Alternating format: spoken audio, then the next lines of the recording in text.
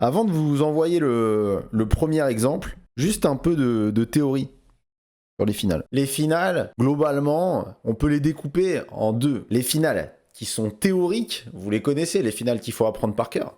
Euh, Philidor, la position de Philidor en finale de tour, par exemple. La position de Lucena, gagner avec roi pion contre roi, mater avec roi dame contre roi. Ça, c'est des finales théoriques. Plus votre niveau augmente aux échecs, plus vous êtes censé avoir de connaissances théoriques sur ces finales, en connaître le plus possible. D'ailleurs, on en verra une à la fin de cette session théorique. Maintenant, l'autre partie, celle qu'on étudie peut-être un petit peu moins, c'est les finales pratiques. Pourtant, c'est super important, les finales pratiques, c'est-à-dire tous les conseils pratiques qui vous permettent dans vos parties de mener à bien cette fin de partie, qui n'est pas évidente parce que souvent, en plus, on n'a pas tant de temps à la pendule que ça pour gérer cette finale. Donc les conseils, j'ai essayé de les rassembler dans les finales pratiques, mais vous les connaissez, je vous les rappelle simplement. Évidemment, tout le monde le sait, l'importance du roi en finale, c'est le moment de la partie où on peut utiliser cette pièce, donc utiliser et centraliser, activer son roi, ça c'est super important. Deuxième chose très importante en finale, les amis, repérer les pions passés que vous pouvez vous créer, parce que le but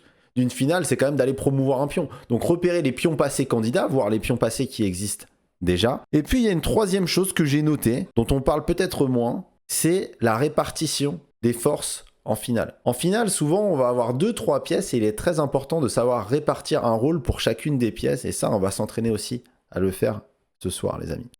Voici notre première position. Alors vous allez me dire, mais Jo, tu t'es trompé. C'est pas une finale. Ok, on n'est pas encore en finale dans cette partie qui oppose Sergei Karyakin avec les pièces blanches.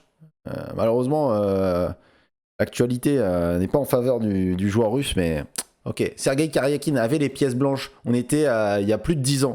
En 2010, au Tata Steel, les amis, au tournoi de Vaikanze. D'ailleurs, les deux parties qu'on va voir ce soir, c'est au tournoi de Vaik. Karyakin a les pièces blanches et il joue contre Magnus Carlsen, qui deviendra, on est en 2010, qui deviendra champion du monde 3 ans plus tard, en 2013. Je sais pas ce que vous pensez de cette position. Je vais vous laisser une première minute. C'est pas l'objectif du soir, mais juste pour essayer d'évaluer cette position et de me dire qui est mieux. C'est au noir de jouer. À votre avis, qui est mieux? Je vous mets un premier chrono. Alors attendez, on va pas mettre 5 minutes. Je vais vous mettre 2 minutes, les amis. Et je vous laisse réfléchir à cette position. Qui est mieux et pourquoi? Préparez vos arguments. Très haut noir. Je vais l'indiquer. Alors pour l'instant, je ne veux pas forcément des coups pour les noirs, mais juste savoir qui est mieux.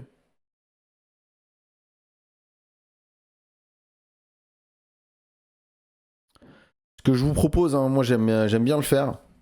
Si vous voulez, pendant la masterclass, vraiment ce qui peut être pas mal, vous prenez un stylo et une feuille, les amis, et vous notez vos réponses aux questions. Comme ça, vous pouvez pas tricher, parce que ça se trouve, là vous vous dites, ouais, je sais pas, les noirs sont mieux. Après, je vais vous dire, ah non, en fait, c'est les blancs qui sont mieux. Puis, ah oui, mais en fait, ouais, c'est ce que je pensais, ouais, les blancs sont mieux. Donc, si vous écrivez, il n'y aura pas de triche. Vous êtes obligé d'être honnête avec vous-même. Si vous êtes trompé, ça vous marquera plus. Alors, on arrive au terme du temps. Alors, les amis, les noirs sont mieux dans cette position. Magnus Carlsen est même beaucoup mieux ici. Pourquoi? Bien, si on regarde les pièces noires, alors ok, si on regarde le matériel déjà, matériellement c'est égal, d'accord? Après, pour remarquer que la structure des blanches, elle a l'air favorable quand même. 2 îlots pour les blancs contre 3 pour les noirs. C'est un fait, la structure des blancs est meilleure. Maintenant, voilà, il ne faut pas s'arrêter à la structure, il faut regarder aussi les pièces. Il y a beaucoup de pièces dans cette position. L'activité des pièces est clairement en faveur des noirs. Regardez, il y a les 2 tours sur la colonne F qui sont bien coordonnées ici. Il y a le cavalier en F4 qui est une pièce qui est très bien placée, le cavalier qui est bien avancé, qui met la pression sur le camp des blancs d'ailleurs, qui se coordonne bientôt avec le fou B7 là, Il ne demande qu'à s'ouvrir avec le coup D4 qui a été mentionné dans le chat. Ok. La dame est pas trop mal placée. Si on compare avec les pièces blanches, les amis, cette tour en G1, qu'est-ce qu'elle fait là? Elle n'est pas bien placée, elle est passive cette tour en G1. La tour en G4, ok, on peut dire qu'elle est coordonnée avec la dame. D'accord? Ça attaque G7, qui est défendu pour l'instant. Mais normalement, les tours, c'est des pièces à longue portée. On n'aime pas les avoir au milieu de l'échiquier. Donc cette tour, finalement, elle n'est pas très bien placée. On pourrait imaginer des coups comme fou C8. Et déjà, la tour commence à manquer de cases. Donc les deux tours blanches sont mal placées. Et le cavalier en C3 aussi est clairement dominé par des pions noirs. Donc la position blanche ne va pas du tout. Trop d'activité chez les noirs. La menace, c'est bientôt D4. Alors D4, on ne peut pas le faire immédiatement. Parce que si on joue D4, Carlsen ne l'a pas joué. Parce qu'après cavalier E2, les amis, le cavalier est cloué. Et c'est embêtant. Alors certains voudront faire le piège cavalier prend en D3 et sur dame prend dame. Le mat à l'étouffé qui est joli ici. Mais évidemment, Karyakin se laissera pas faire. Il va jouer dame prend. Okay. Après quoi, ok, le pion D4 peut être un peu faible là. Donc, Carlsen, au trait, joue le coup dame E7. L'idée, c'est quoi? Il se décloue le cavalier F4. Il empêche maintenant cavalier E2. Il prépare. Il contrôle un peu plus aussi la case E4 et la case E2. Et il prépare D4 pour ouvrir sa dernière pièce. Okay. Et après dame E7, c'est tellement compliqué pour Sergei Karyakin de trouver un coup. Les amis, c'est extrêmement dur de trouver un coup parce que D4 arrive. Même fou C8 est menacé et la tour a plus beaucoup de cases. Que Karyakin décide de sacrifier la qualité pour réorganiser ses pièces et il joue tour prend F4. Alors c'est pas le genre de sacrifice qui fait peur. C'est le genre de sacrifice un peu par défaut qu'on doit faire parce que la position est pas bonne. Tour prend F4, évidemment Carlsen joue tour prend F4 et on entre maintenant dans le sujet de la masterclass. Sergei Karyakin joue cavalier E2 et il essaye de replacer son cavalier sur la belle case D4. Ça va bloquer le pion D5 et laisser le fou B7 un peu passif. Okay.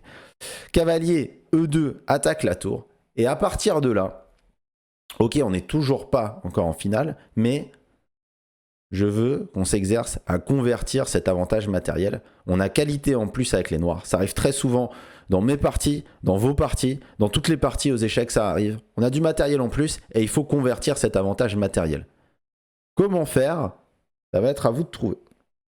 Je vous laisse réfléchir. Je vous mets un chrono pour le premier coup qui est important. Je ne vais pas vous laisser 2 minutes. À chaque fois, je vais vous laisser 1 minute. Enfin, pourquoi pas 1 minute, hein. Hop. 1 minute pour trouver le coup des noirs. Comment convertir notre avantage matériel? Salut Mium. Salut Hermionnette.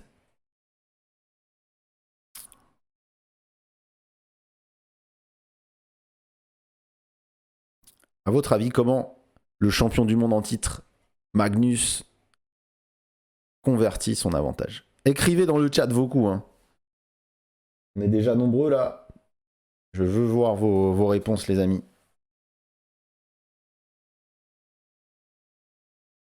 Bon, beaucoup de tours F1 pour l'instant dans le chat. Bravo, les amis.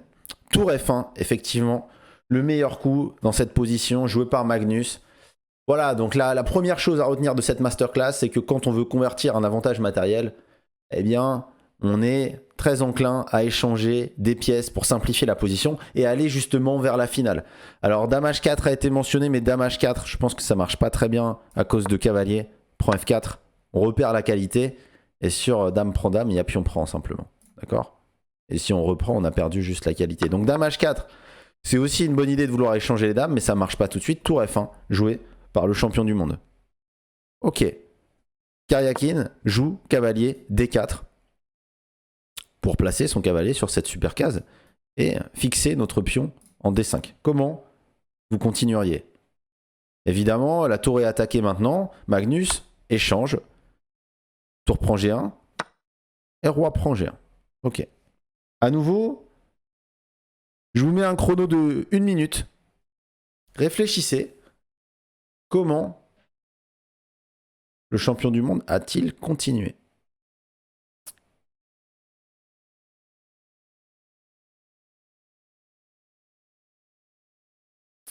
Bienvenue à tous, bienvenue à Carbone, bienvenue à Silver.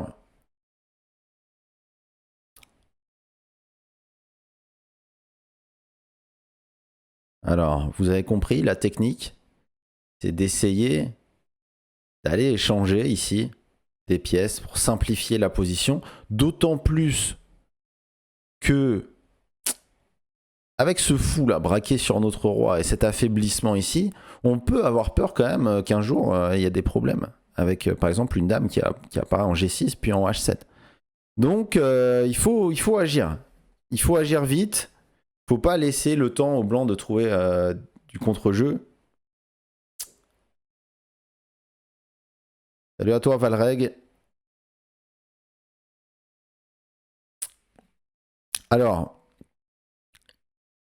il faut effectivement essayer d'échanger les dames.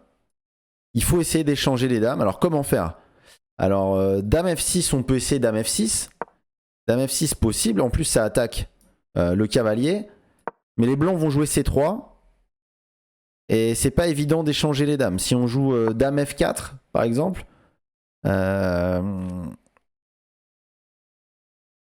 Si on joue dame F4, le problème c'est que la tour peut être embêtée. Regardez, dame prend F4, tour prend F4, et peut-être fou F5. Avec des idées de G3 qui enferment la tour. Ok, un peu désagréable. Un peu désagréable d'avoir cette tour ici.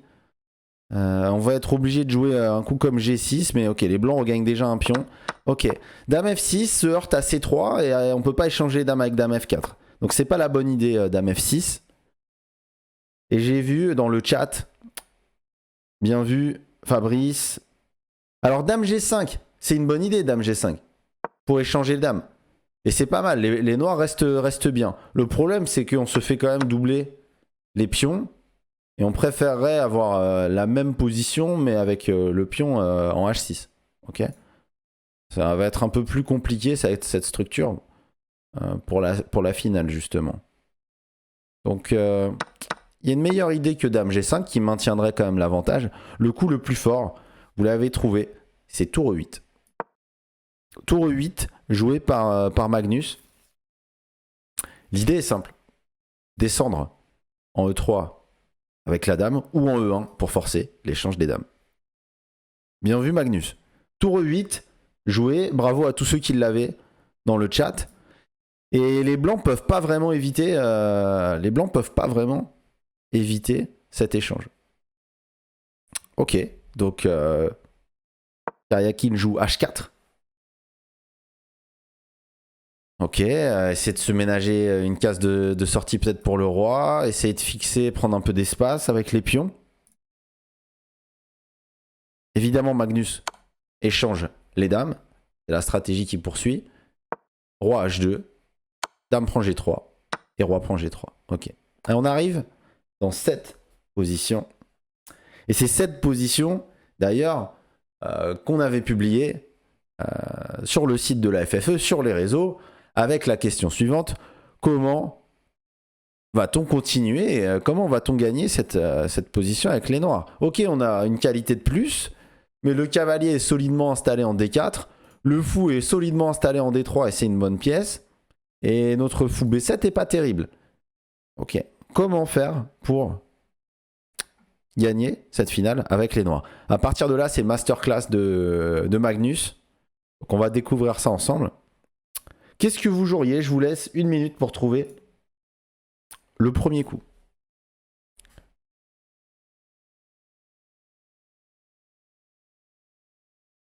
Il y a de très bonnes propositions. Alors, fou C8, j'aime bien.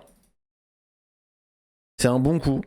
Ça active une pièce, ça améliore le fou qui fait pas grand chose là sur cette diagonale. Fou C8, c'est clairement un coup candidat. Tour E1, c'est clairement un coup candidat aussi. Pour activer la tour, essayer d'aller infiltrer peut-être en B1 pour s'en prendre au pion B2, venir par derrière. Et la dernière idée que vous avez mentionnée, c'est roi F7 pour centraliser le roi. Donc, ces 3 propositions, globalement, elles améliorent des pièces. Donc ça, c'est très positif. C'est exactement ce qu'il faut faire. Il va falloir améliorer les pièces. Alors, maintenant, en finale, vraiment, la règle que vous devez avoir en tête, hein, je dis pour les joueurs les moins expérimentés, c'est vraiment l'utilisation du roi. Magnus a joué roi F7 dans cette position. Fou C8 serait un très bon coup, très franchement, et on poursuivrait un peu plus tard avec roi F7. Mais c'est bien de prendre l'habitude de tout de suite centraliser le roi quand on peut. Quant à tour E1, il faut faire attention avec ce coup tour E1. Justement, c'est une bonne illustration de comment une finale pourrait mal tourner. Par exemple, ok, tour E1 en soi n'est pas un mauvais coup, mais si on poursuit l'idée, qui je pense est l'idée de la plupart d'entre vous qui ont proposé tour E1, c'est exactement ce que j'ai voulu faire aussi quand j'ai découvert cette position. Tour E1, je reviens après Marius sur H5. Tour E1 pour faire tour B1, essayer de manger le pion B2. Ok, les blancs vont faire par exemple B3 et on continue peut-être à essayer d'harceler les pions blancs et de gagner ce pion. Bien regardez ici, il y aurait roi E5 pour les blancs. Ok, les blancs perdent un pion, mais roi D6. Et regardez, les pièces blanches sont extrêmement actives. Finalement, le roi noir ne joue pas. La tour maintenant est un peu hors jeu. Et le roi va être dangereux. Et ici, c'est déjà pas si facile pour les noirs. C'est déjà pas si simple. Si on essaye de replacer la tour simplement avec un coup comme tour 1, après roi C7, le fou est embêté. Fou A8, et déjà après roi B8, le fou est perdu. Ça, c'est un bon exemple d'une activation de roi qui peut vraiment porter ses fruits en finale, où les noirs ont été par exemple trop gourmands à jouer uniquement avec la tour. Ok, ça se passe en finale, mais ça sera un peu la même chose que dans l'ouverture lorsqu'on joue plusieurs fois la même pièce dans l'ouverture. Ok, donc tour E1 est bon, mais après roi F4, il faudrait à nouveau recentraliser tout de suite le roi avec roi F7. Ok. Alors Magnus a décidé de jouer directement roi F7, centraliser le roi, et Karyakin a décidé de jouer roi F2 pour éviter l'infiltration maintenant de la tour en E1. Comment vous continuez avec les noirs? Je vous mets un chrono à nouveau.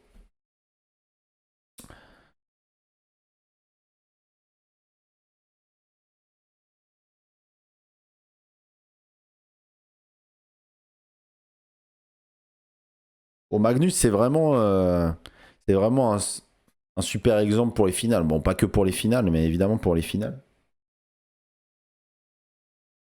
On m'a offert un bouquin pour mon anniversaire. Endgame Virtuoso Magnus Carlsen de Tibor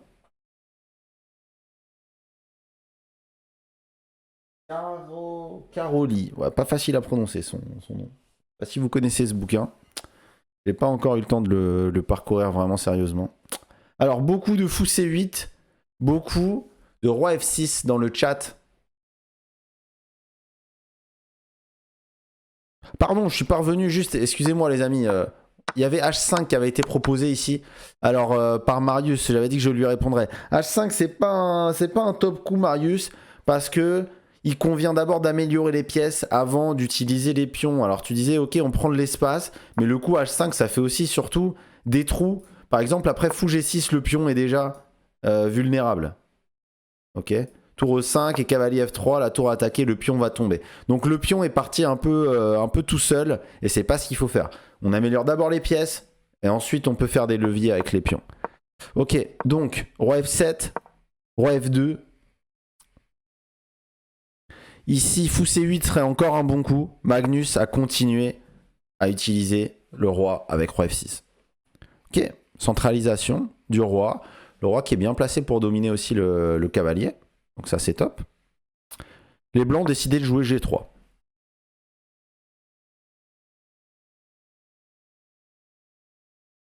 Cavalier F5, on n'a pas trop peur de cavalier F5.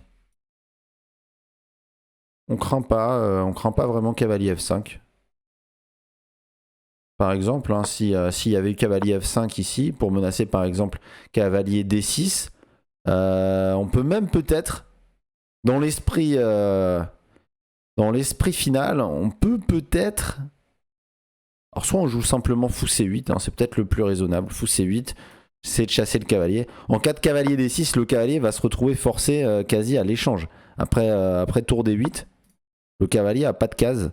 Il est obligé de s'échanger contre le fou. Et on est très content d'avoir à nouveau simplifié la position. Là, ça va être plus facile à gagner. Ok. Cavalier F5, on craint pas. Donc roi F6. Et du coup, G3. Alors, que fait Karyakin dans cette position? Il fait la serrure, Karyakin. Il fait la serrure.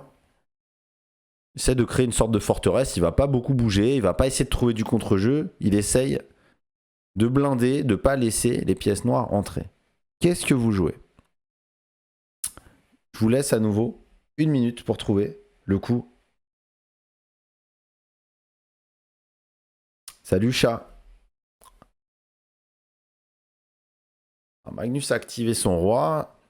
Est-ce que vous jouez roi E5? Vous continuez à monter le roi? Ou est-ce que vous avez d'autres idées? Est-ce que c'est l'heure de fou C8?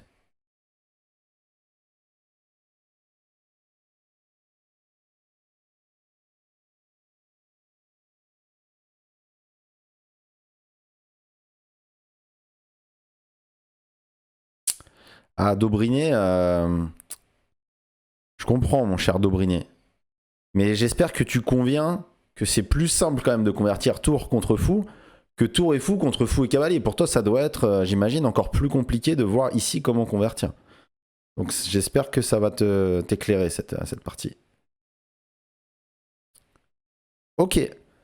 Donc là, Magnus a pas joué de tour F8. Hein. Après tout, ok, on ferait un petit piège de roi E5, mais sur tour F8, les blancs vont jouer par exemple pion C3. Et ok, la tour est pas beaucoup plus active sur la colonne F que sur la colonne E. Il se passe pas grand chose. Donc non. Par contre, il est l'heure d'activer le fou. Et Magnus joue fou C8 ici. Donc ce fou ne fait rien. Magnus est en train de l'améliorer. Bien joué à tous ceux qui ont parié sur fou C8. Ok. Après fou C8, Karyakin décide de jouer pion C3 pour stabiliser son cavalier. Comment vous continuez dans cette position? Je vous laisse à nouveau 1 minute pour réfléchir.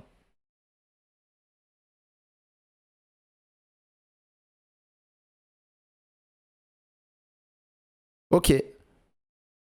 Les amis, Magnus continue, comme à son habitude, d'améliorer ses pièces. Ok, le fou C8 est mieux sur cette diagonale, mais il est encore mieux en G4. À 2 cases du cavalier, domine le cavalier, commence à se coordonner potentiellement avec la tour, prend aussi des cases au roi blanc. Très intéressant. Ok. Fou G4, joué par Magnus, bien joué à tous ceux qui l'avaient trouvé. Karyakin joue fou C2. Fou C2, bon, il a décidé de rien faire. Hein. Ses prochains coups, c'est fou C2, fou D3, fou C2, fou D3, fou C2, fou D3, fou C2, fou D3, fou C2, fou D3, fou C2, fou D3. Pourquoi pas H5, on me dit. Mais H5, c'est pas une bonne idée, les amis. Déjà, en général, quand on a un fou de case blanche, on essaye plutôt de mettre ses pions sur case noire. Ça, vous le savez, on l'a vu, ça. On a fait une masterclass là-dessus. Si vous l'avez pas vu, je vous rappelle que les masterclass, elles sont disponibles sur YouTube en replay. Donc allez les voir. Sur les couleurs de cases, le lien entre le fou et les pions. Mettre un pion en H5 alors qu'on a un fou de case blanche, ça serait pas une super idée, les amis. Après, en plus, on laisse la case G5, ça peut être embêtant. Ça serait pas dramatique de jouer H5, mais très franchement, c'est pas la bonne technique. Ça va pas spoiler ici le résultat, mais dans une position un peu moins gagnante, ça serait une mauvaise idée. D'accord? Donc faut pas prendre cette habitude de jouer H5. Et de toute manière, comme j'ai dit, pas moi qui le dis, hein, c'est Magnus qui le montre. D'abord, on met nos pièces sur les meilleures cases possibles. On a le temps, hein, les blancs font rien. Et ensuite, on réfléchit au levier de pion éventuel. Ok, fou G4, fou C2. Et là, à nouveau, je vous remets 1 minute. Que faire? Comment a continué Magnus, à votre avis?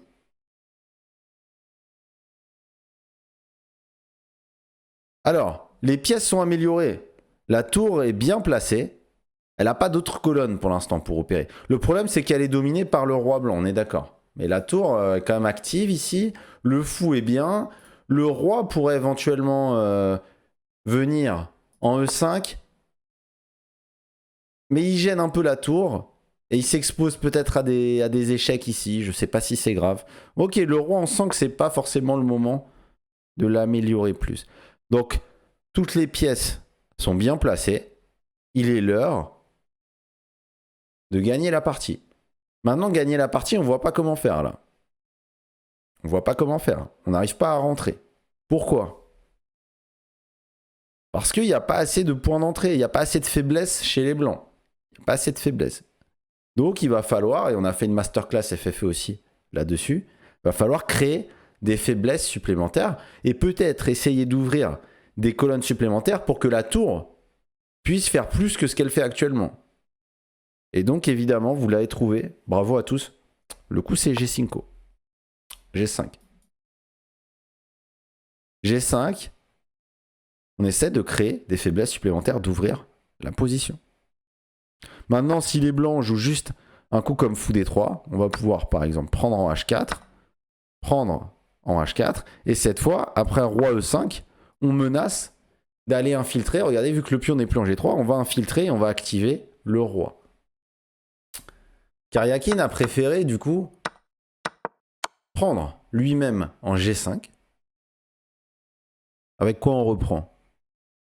Avec le pion pour ouvrir la colonne pour la tour.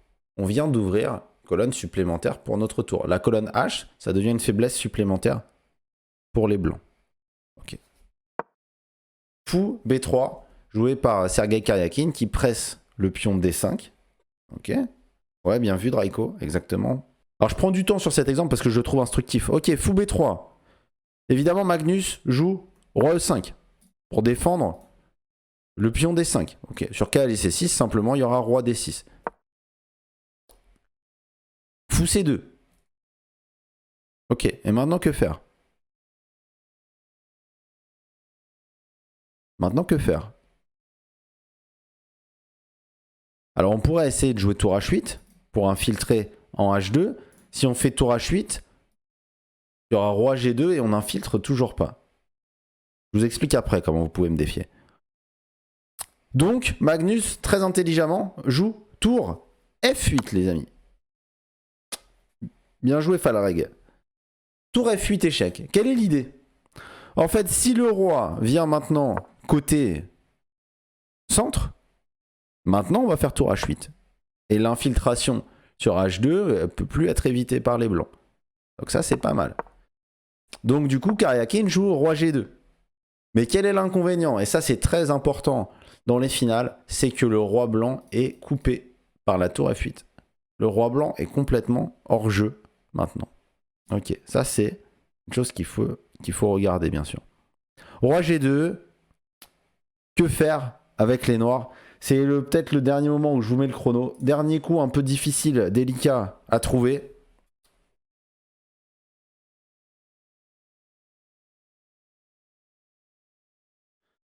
Que faire? Ici le coup est pas facile à trouver. C'est peut-être... enfin pas facile, sauf si vous avez compris le mindset de Magnus.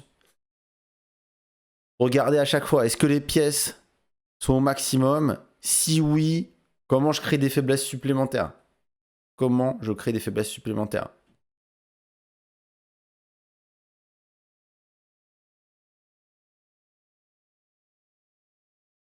Salut Forky, bienvenue. Ah, ouais, c'est pas mal ce que dit Valreg.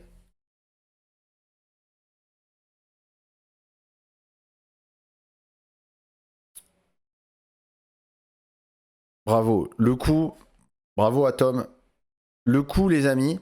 Alors ici, les pièces sont bien placées, mais on n'en perce toujours pas. On a besoin de créer une ultime faiblesse sur l'aile dame en ouvrant la position, notamment pour la tour, sur l'aile dame. Et le moyen de faire ça, c'est jouer à 5 pour jouer B4. Ok, là, on va ouvrir des colonnes et le roi pourra plus empêcher la tour de s'activer. Mais pour ça, si on joue à 5 tout de suite, évidemment, on perd le pion B5. Donc Magnus joue fou D7 pour surprotéger B5 et préparer A5, puis B4. Ok. Très logique. Alors Karyakin joue cavalier F3 échec, profite du fait que le fou n'est plus en G4. Magnus est contraint de reculer son roi. Karyakin remet une couche sur le pion D5. Mais Magnus simplement joue G4, ce que nous avait dit Valreg. Le pion vient remplir le rôle du fou. Le cavalier revient évidemment sur cette case centrale en D4 et le roi revient en E5 pour défendre le pion. Il n'y a plus de cavalier F3 maintenant et on est prêt à reprendre le plan avec A5 et B4. Magnifique, ça a l'air tellement simple quand c'est Magnus qui joue.